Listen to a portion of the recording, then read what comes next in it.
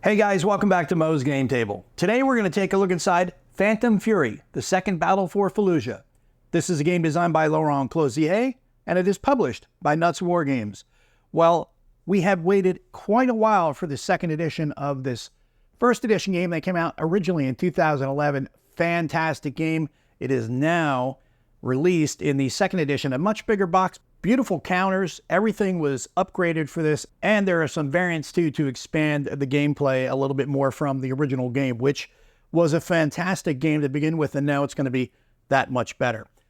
And a little side note here, this crease that you see here, that is not part of the game. That is unfortunately thanks to our intrepid customs agents who decided to inspect the box by cutting open the package, cutting open the packaging itself, and in the process, putting a nice slice through the box. So glad those guys are keeping a homeland safe by checking board game boxes. Anyway, let's take a look at the back of the box and see what this game's all about. The game focuses on the fighting of the 3rd Battalion, 1st Marine Regiment, 1st Marine Division in the Jolan District in the northwest part of the city on the morning of 9 November 2004. The player controls USMC troops while the system handles the insurgents. The map includes a part of the Jolan district divided into 61 zones of approximately 50 by 50 meters, and sections of road of equal size. Each zone is made up of several locations: open ground, courtyard, first story, second story, and rooftop, represented by boxes that are used to manage movement. Tracks and charts are also on the map edges. The troops of each side are represented by unit counters, each corresponding to one Marine squad, 6 to 12 men, or a group of insurgents, about 6 men each. The total strength of USMC forces is about that of a reinforced company. Each squad has a combat factor that is used to resolve firing in assaults. The attachment of a combined anti-armor team to a squad increases its combat factor in certain cases. Insurgent units appear in 2 distinct types: guerrilla units and mortar units, also each with their own combat factors. Insurgent units do not appear directly on the map. Initially, the player deploys suspect markers which represent a potential non-identified danger to USMC troops. Their placement is partially random. Once fired upon or assaulted, these suspect markers are activated and their true nature, dummy, guerrilla, mortar, IED, or sniper, is revealed. However, USMC troops can also count on the support and firepower of a pair of M1 Abrams tanks. A platoon of Iraqi soldiers from the Iraqi Intervention Force is also available, their mission being the capture of the mosque in Jolan, as the USMC troops do not have the right to enter that zone. The game lasts a maximum of 16 turns, each representing about 15 minutes of real time. Each turn begins with a variable cycle of USMC support missions. Then a reinforcement phase allows the player to enter extra troops onto the map at the cost of victory points. Each squad then has the opportunity to fire or move. After conducting movement, the player resolves his assaults against insurgent units that are adjacent to his Marines. Before launching an assault, a squad can detach its security element in order to isolate the zone and prevent any retreat by the enemy. There are 3 types of assaults in the game. Each type has its own advantages and disadvantages for the attacker and defender. The game turn concludes with a reorganization phase during which the USMC capture of zones and their infiltration by insurgents is checked. See an example over here of the counters and the map itself. Components, we get 94 5/8 and 125 half-inch counters, one 24 by 32-inch map, 2 player aids, rulebook, and 1 10-sided die. It is for 1 player ages 14 and up, and it takes about 2 hours to play. So let's take a look inside and see what we get. All right, we got a couple of baggies and our D10, the rule book, player aid sheets, 2 sheets of counters, and our map. So let's set up the map and take a closer look at the game. And we'll take a look at the map that comes with the game. I really dig the second edition map compared to the first. Now, they're identical in layout, but the graphics are much more upgraded in this one, obviously. It's a lot clearer, a lot easier to read. The underlying image of Fallujah itself, the Jolan district, is still that satellite image, but it looks less muddy than it did in the first one. And what makes it easier is the overlays they used for each of the different areas. It's much more easy to read. They pop real nice and clean. So there's no muted colors, no muted areas where you're kind of hunting for the different areas and the different zones. It wasn't that bad in the first one, but this really does make it look that it was bad because this is so much nicer. And over on the right-hand side, you'll see you've got your turn track, your victory point track, you've got the compass. Along the bottom, you have your tracks for each of the different units that you'll have in the game. At the top, it gives you a little key on how to read the map itself. On the left-hand side, you'll have your boxes for F-18 and Cobra Cast, and then you also have the Dragon Eye UAV report down here. Everything, though, if you played the first edition, is going to be the same as it was in the second. The only other difference they have, and this was a little piece of errata, and that was Zone 17 and Zone 46. They're missing the little reticle icon, which tells you that they're adjacent to each other for fire combat. But Nuts did provide a quick patch where you can just print it out on label paper, and then you can stick it on the map here and here, or you can just remember that they're adjacent. When you play, you're going to know they're adjacent, but it's very easy for things like that to get missed, so it's just a minor little detail. I know some people are probably going to bitch, moan, cry, and complain because, oh, errata, this shouldn't have happened. Yeah, it shouldn't have, but it did. And you know what?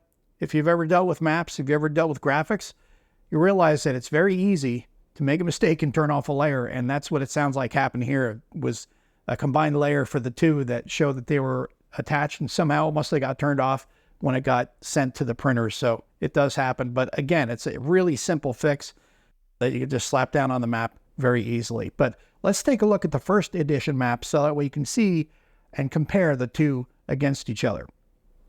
So here's the first edition map, and you can see the difference right away in the look of the two.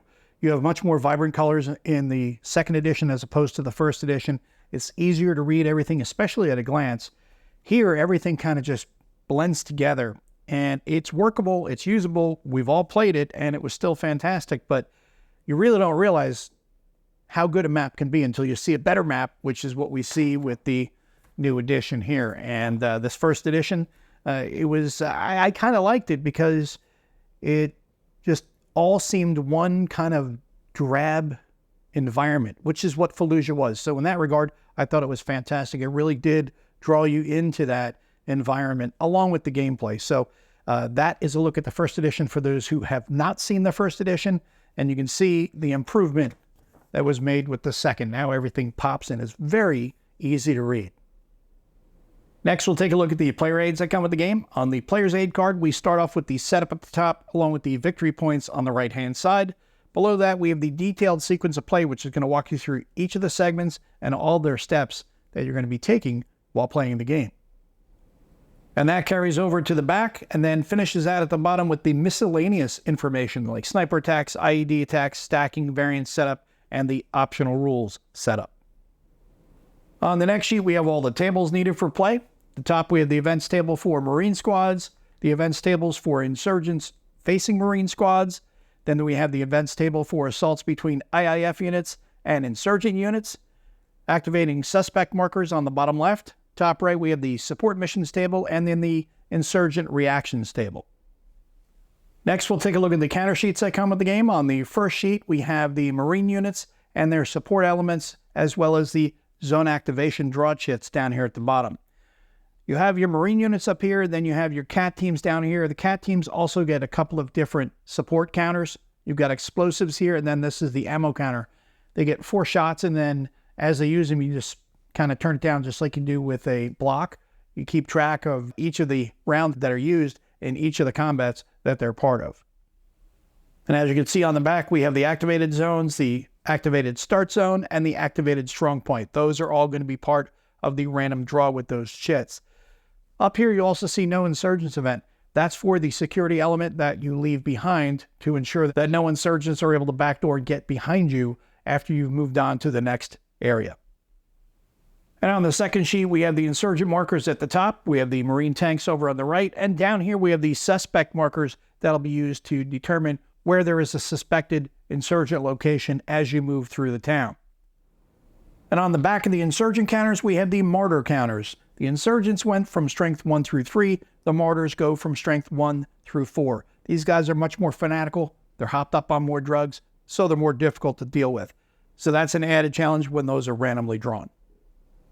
And lastly, we have the rules. This is a 23-page full-color rulebook. Starting on page 3, we have the table of contents listing out all the different rules and their associated page numbers.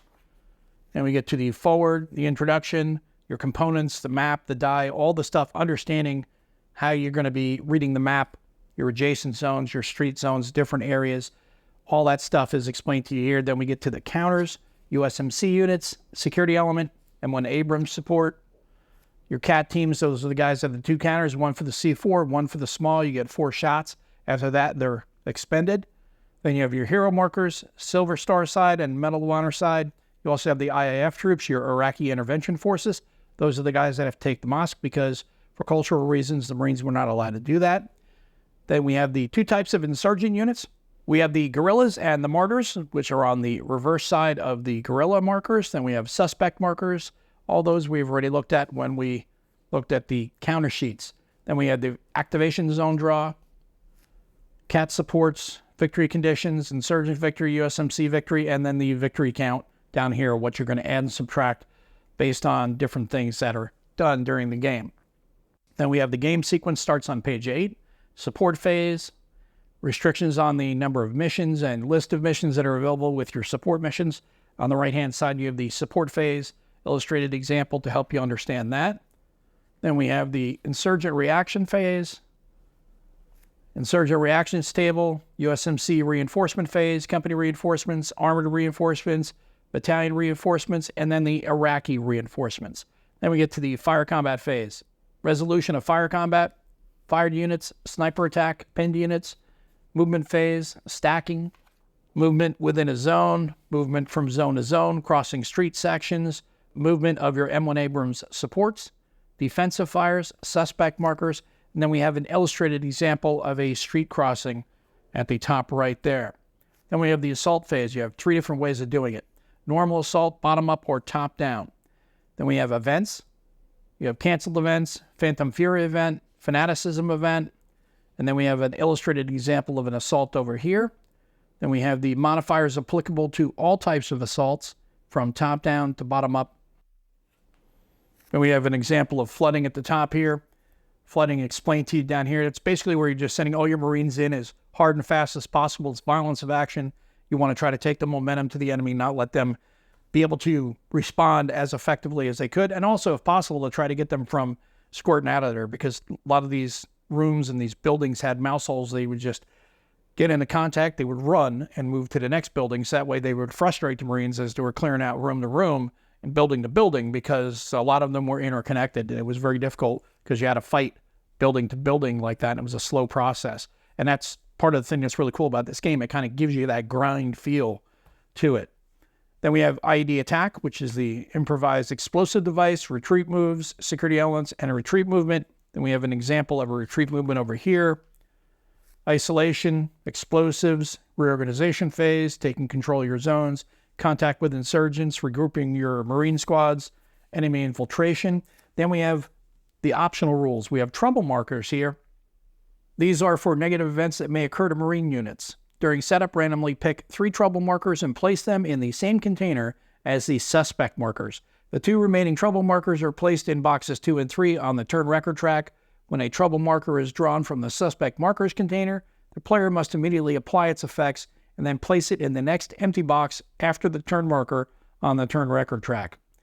So you've got extra trouble, obviously, because they're trouble markers, that you're going to be facing if you use this rule. They have the RPG fire marker, population marker, stubborn defense markers, and then we have RPG fire effects. You have damage track, damage optics, and shock stun crew. This is going to be used against your M1s, because an RPG is not going to stop an M1 tank, but it can immobilize it. It can make it less effective by damaging optics, and it can also shock the crew. So that is one of the things. You're not going to kill it, but you can make it combat ineffective. Then we have population markers, which is one of the other optional rules. You can have civilians now in the game. Then activating a suspected civilian marker, evacuation of civilian counters, assault and collateral casualties.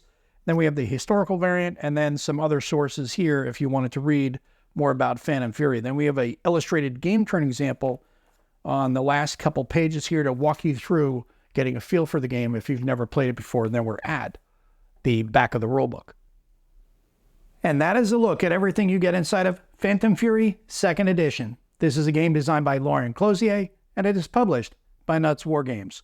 Well, I was real excited when I heard they were coming out with the 2nd edition of this game because the 1st edition was long out of print and it was way overdue for a reprint. Finally, it's here, and the long wait has been totally worth it in my opinion. You can see the map is really, really well done. It's beautiful. It's easy to read.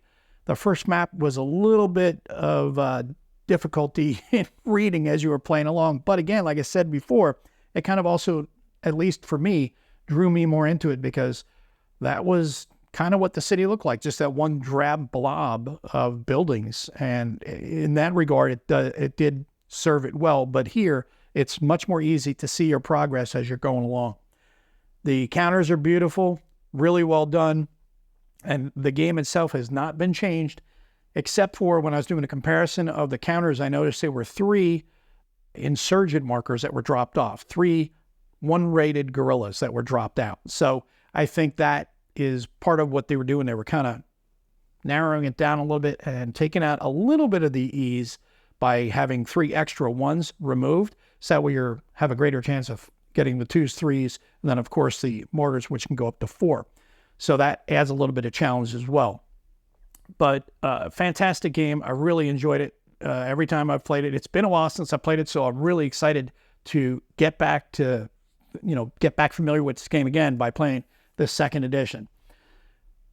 The one thing I will say is I know some people found this game repetitive. Well, it is repetitive. That's the point of the city battle, was just going room to room, building to building, block to block, street to street throughout the entire city of Fallujah. Now, this is only a small sliver of Fallujah, but in the entire city of Fallujah, there were 50,000 buildings. So yeah, it was repetitive for the Marines and the Army that were there clearing these buildings. Well, this is what the game is. And in that regard, it really does simulate that aspect of the battle really well. So if you don't like the sound of that, this might not be the game for you, but don't just disregard the game, because everybody except for one person that I know that I've talked about this game or suggested the game to has come back to me and said, wow, that was a great suggestion. That is a fantastic game. I can't get enough of playing this game. It's just so much fun because it's a real challenge. It will beat you down. It'll make you curse and it'll frustrate the hell out of you, but it is very satisfying as you just get one block clear, the next block clear as you're going along and you're doing your job. You're up against the timer. I think it's just fantastic in that regard. It's very satisfying in that regard. So don't just disregard the game if you heard other people say that it's repetitive, because that is what the Battle of Fallujah was. The repetition was there because they were clearing building to building. So keep that in mind. That is what the battle was. But either way, I still think this is a fantastic solitaire game, and I'm super happy that the 2nd edition is out. For those people who've never played before, go ahead and grab yourself a copy now, because this is one hell of a ride. And for those who got the 1st edition, you want to get the updated graphics and all, I think it's worth picking up the 2nd edition. You can easily sell your copy to someone else looking for it on the secondary market, and then upgrade your copy here to this beautiful one that you see in front of you. Well, I hope that helps you guys out if you've been curious about this one. If you have any comments or questions, post them down below. Thanks for tuning in, guys. See you next time.